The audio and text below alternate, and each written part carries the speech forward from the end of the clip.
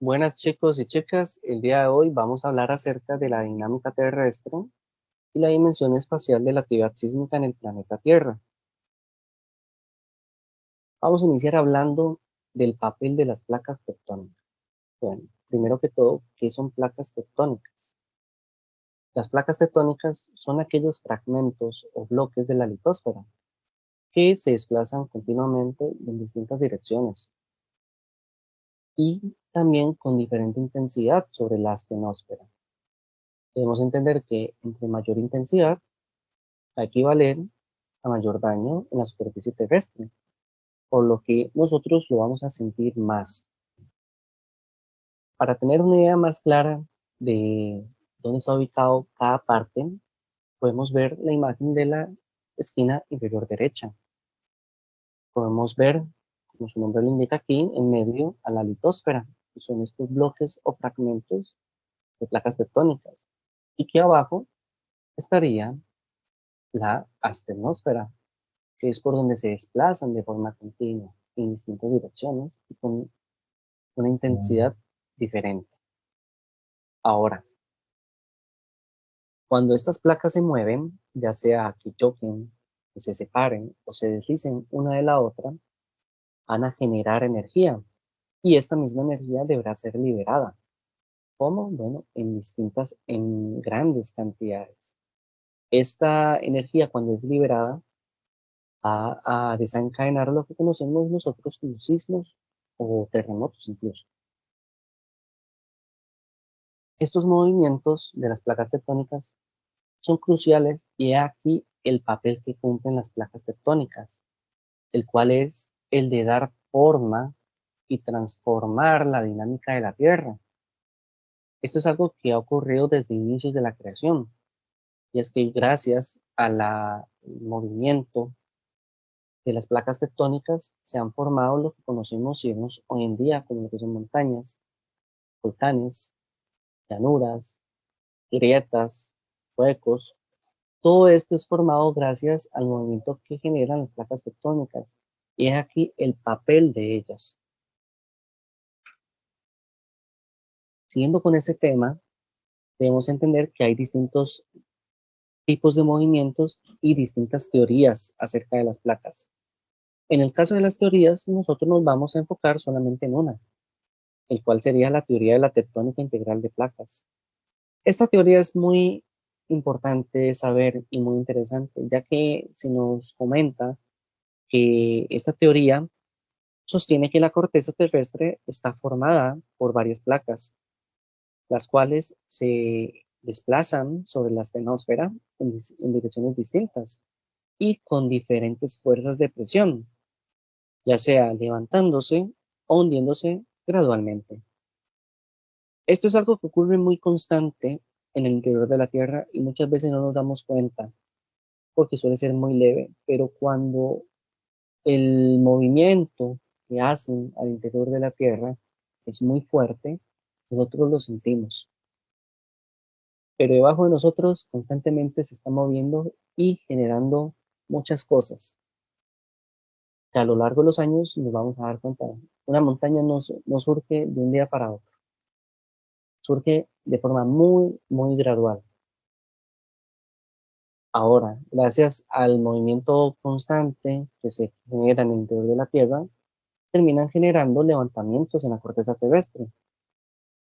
Cuando sean los levantamientos de la corteza terrestre, dan origen a montañas o volcanes, como les comenté.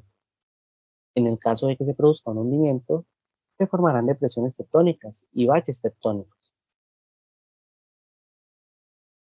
Ahora, en caso de que ocurra una separación de placas, esto daría lugar a las llamadas fallas tectónicas, las cuales se generan debido a las fuerzas tectónicas y también a la liberación de energía que hubo desde el interior de la Tierra.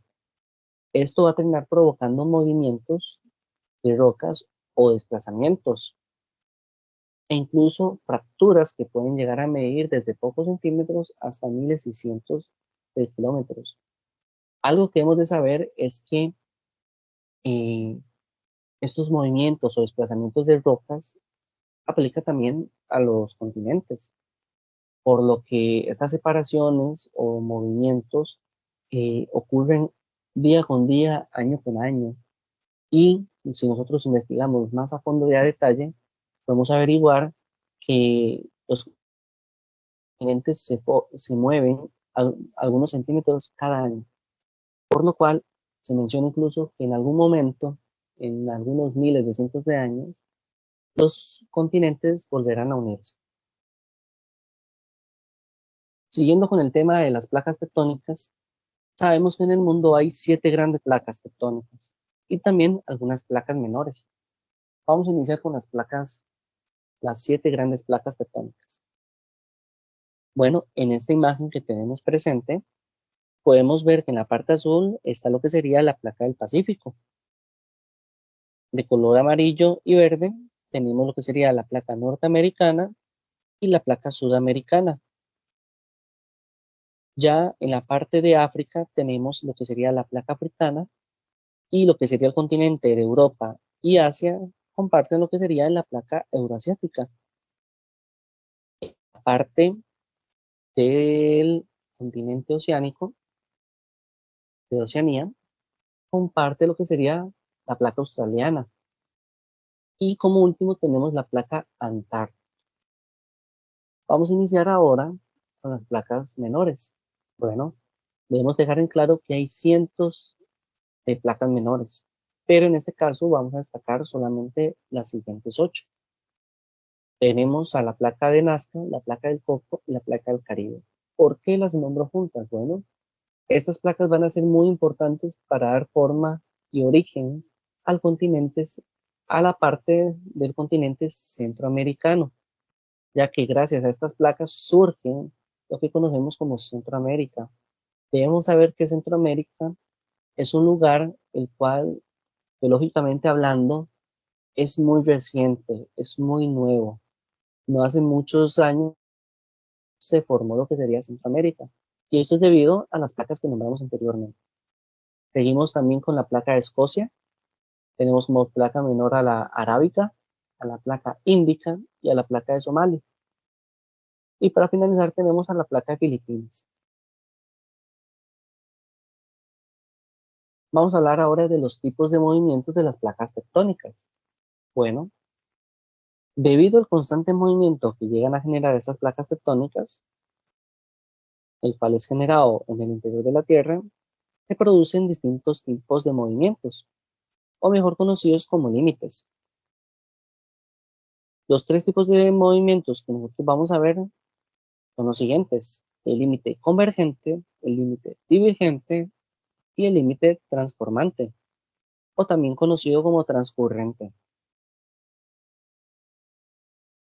Vamos a iniciar primero con el límite convergente.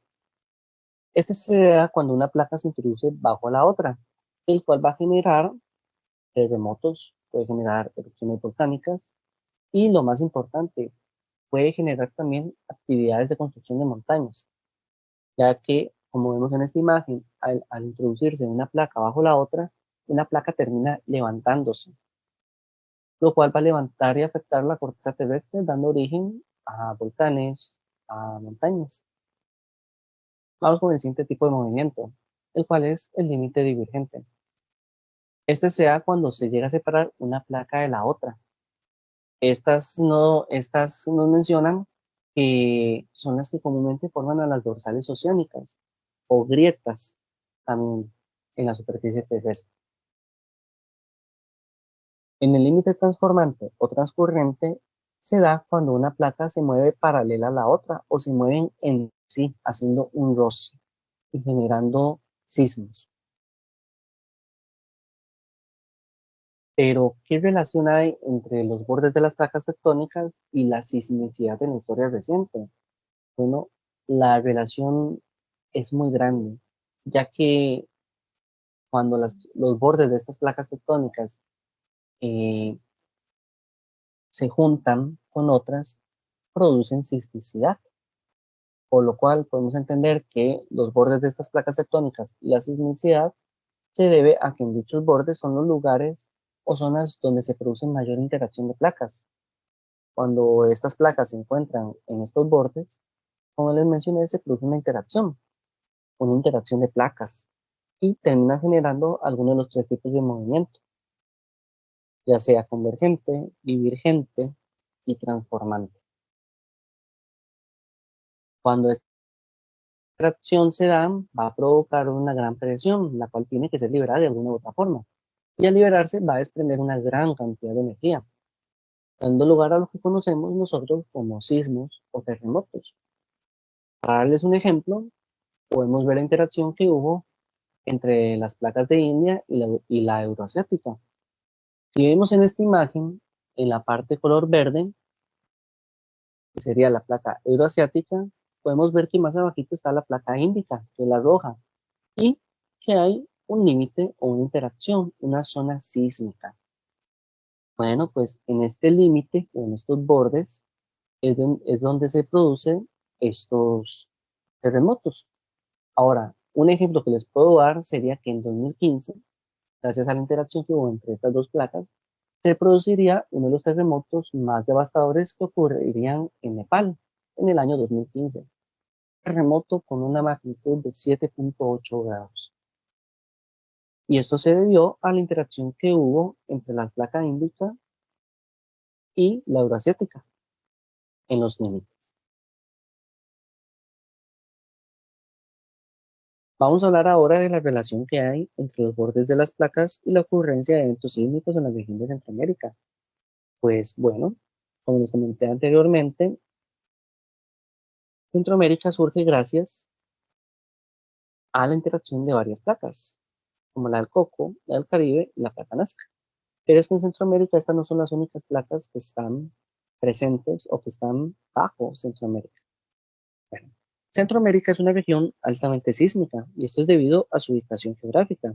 Aquí se ubica sobre varias placas tectónicas, tales como la fosa de Motagua, la placa tectónica del Coco, la placa tectónica del Caribe, la placa americana, la de Nazca, la del bloque Panamá incluso y la sudamericana. Pero tenemos que destacar la placa del Coco y la del Caribe, ya que estas son las más relevantes.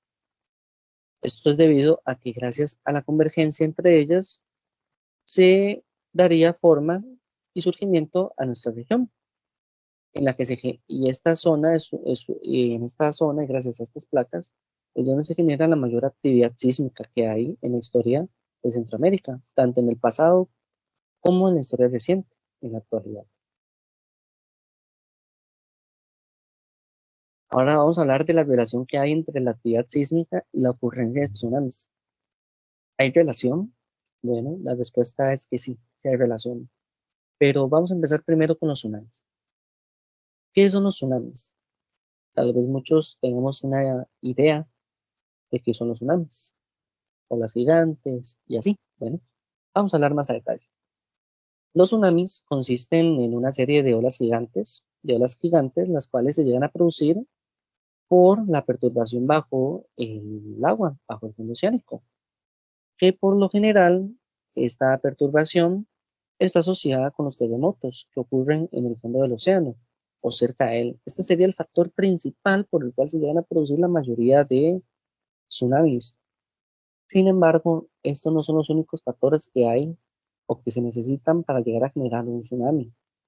Existen otros factores, como lo que sería la erupción volcánica, ya que debido al terremoto que produce o al sacudimiento que produce, va a generar una perturbación y a generar olas de gran tamaño. Y otro factor que les puedo dar sería las caídas de meteoritos, ya que al ser un meteorito que viene a cientos de miles de kilómetros y choca con la superficie oceánica, va a generar olas de gran tamaño y va a generar también tsunamis. Ahora, ¿cómo se genera un tsunami? Bueno, los tsunamis se producen mayormente cuando en las profundidades del océano se generan movimientos muy bruscos. Hay perturbación. Entonces, esto suele ser generalmente como por los terremotos. Esto va a terminar generando una o varias olas de gran tamaño y gran fuerza, los cuales deben terminar en algún lugar, y estos son las costas, en donde llegan a causar muchos daños, tanto en la infraestructura de los edificios, como en la vegetación, como también en las personas, terminan siendo afectados. e incluso antes de llegar a tocar costa, pueden llegar a arrasar con muchos barcos o embarcaciones.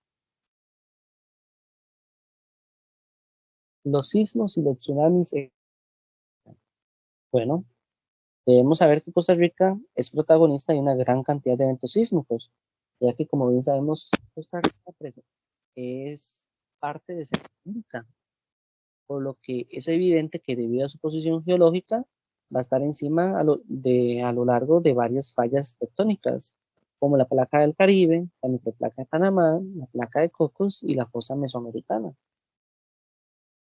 Por lo que en nuestro país la población debe estar o está muy consciente de que es un territorio altamente sísmico y que en cualquier momento, cualquier segundo, sea hoy, sea mañana, pues sea ayer, puede presentarse un fenómeno geológico, puede presentarse un sismo, puede presentarse un terremoto.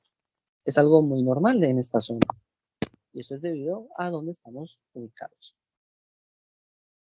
Y por supuesto, en Costa Rica es posible que se generen tsunamis. Pueden generarse tsunamis por las costas, aunque la verdad es algo muy poco frecuente y de muy bajo peligro. No es muy normal el hecho de que se produzcan eh, tsunamis en Costa Rica, pero la posibilidad sigue ahí, puede darse. Los sismos y los tsunamis en Centroamérica. Bueno, como hablamos antes, Centroamérica es una región altamente sísmica, ya que está ubicada en una gran cantidad de fallas geológicas, como las que hemos estado viendo. Esto genera que los países de Centroamérica pasen siendo afectados fuertemente por terremotos y por supuesto también por tsunamis. Con respecto a los tsunamis, en la región de Centroamérica, la mayoría de sus costas llegan a ser propensas al impacto de estos mismos, tanto en la parte del Pacífico como en la parte del Caribe. En el caso del Pacífico, tenemos presente de que hay más de 60 pueblos expuestos a posibles tsunamis.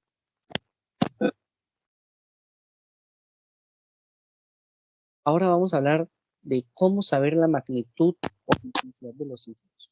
Anteriormente hablé de Nepal y el gran terremoto que hubo. Ahora, ¿cómo nosotros sabemos la magnitud o nivel de grado que tiene cada sismo, cada terremoto? Los científicos han logrado aprender a medir los sismos, han aprendido, los han estudiado, utilizando métodos, entre las cuales a destacar la famosa escala de Richter, la cual es una de las más utilizadas hoy en día. Esta sería creada entre los años de 1935 y 1940. ¿Por quiénes? Bueno, por los sismólogos americanos Charles F. Richter y Menno Wattenberg. Gracias a ellos es que se da origen a esta tabla o escala. En esta escala, a ser de tipo logarítmica, se llegan a pasar las mediciones y estudios de los datos que nos llegan a proporcionar los sismógrafos.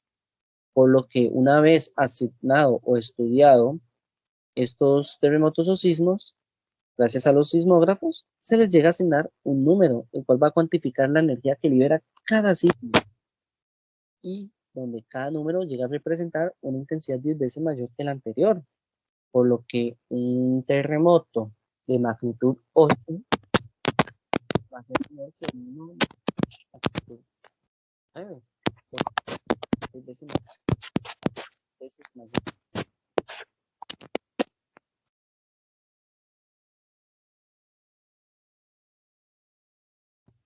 Vamos a hablar ahora de la escala sismológica de Mercalli, porque como bien sabemos, la escala Richter no es la única que es utilizada. También es utilizada la escala sismológica de Mercalli, aunque no tanto como la anterior. La escala sismológica de Mercalli llegaría a ser creada mucho antes que la escala de Richter, específicamente en 1902.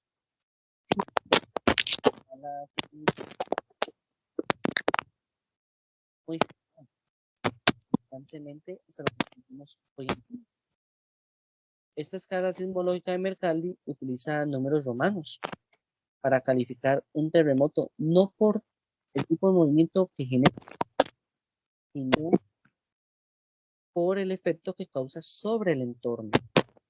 Si nos devolvemos un toquecito, podemos ver que la escala de Richter mide solamente la gravedad o la intensidad del movimiento que generó el sismo o terremoto, pero la escala de Richter, la escala de Mercalli, no. Esta se basa en los efectos que va a causar en la corteza, en el entorno en el que vivimos. Podemos dar un ejemplo que durante un terremoto que denomina nivel 1, las personas no van a sentir ningún movimiento en la tierra, pero que comparado a un nivel 5, casi todo el mundo va a llegar a sentir dicho movimiento. Y en el caso que sea un terremoto X o 10, los edificios se pueden derrumbar, las presas se empiezan a romper y se llegan a formar grietas incluso en el suelo. Algo que solamente en la escala de Richter no lo vemos.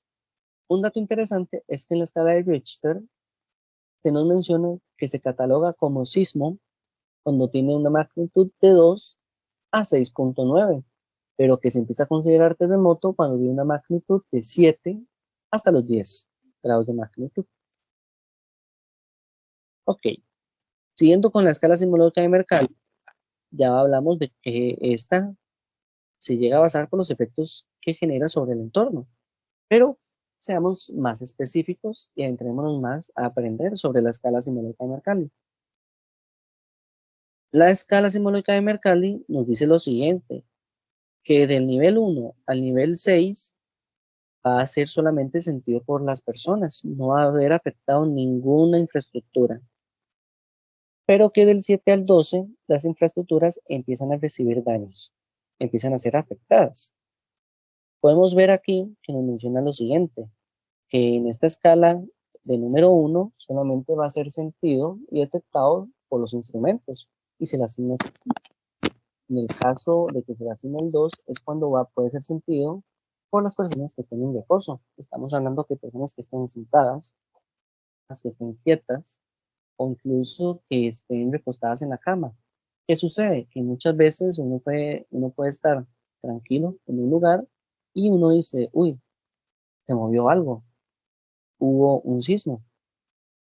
Pero usted le pregunta a una persona que estuvo trabajando haciendo algo y va a decir, no, eso es porque es muy leve el movimiento. Y por lo cual se le asigna categoría 2. Para categoría 3 se le asigna este cuando es sentido incluso dentro de un edificio, pero se le cataloga como categoría 4 cuando ya es sentido no solamente dentro, sino incluso fuera del edificio. Ya a partir de categoría 5 es cuando casi todas las personas llegan a sentir dicho movimiento y se les cataloga como 6 cuando ya todas las personas son conscientes de que hay movimiento en la corteza terrestre. Vamos a ir a la parte donde ya empiezan a ser afectados las infraestructuras. Se les asigna como categoría 7 cuando ya el daño es moderado en las estructuras. Se caen muebles, las personas empiezan a caer incluso. Se les cataloga como nivel 8 cuando ya el daño es muy considerable en las estructuras. Empiezan a aparecer grietas, pueden empezar incluso a caer casas que estén tal vez no construidas antisismos, pero que ya a partir de categoría 9 ya empieza a haber pánico y el daño ya es muy grave en lo que serían las estructuras. Ya la mayoría de casas normales pueden caerse ante este tipo de movimiento. Para la categoría X, ya la destrucción se da incluso en casas que estén preparadas para eventos sísmicos, e incluso los propios edificios empiezan a derrumbarse y a caerse. Ya empieza a ser necesario el evacuar a las personas. Para la categoría 11, ya casi nada queda en pie, las infraestructuras se caen, las personas pueden quedar debajo de los escombros de un edificio, incluso debido a lo peligroso y fuerte que es el movimiento de las tectónicas. Y como último tenemos el número 12, que es cuando hay una destrucción total en lo que sería infraestructuras, lo que sería el entorno que nos rodea y de las personas, pudiendo quedar incluso atrapadas entre las grietas que se llegan a formar en la corteza, atrapadas bajo los escombros también y siendo afectados por el mismo movimiento. Entonces, chicos, eso sería todo por el día de hoy. Espero les haya gustado, que hayan aprendido bastante y nos vemos en un próximo video. Nos vemos pronto.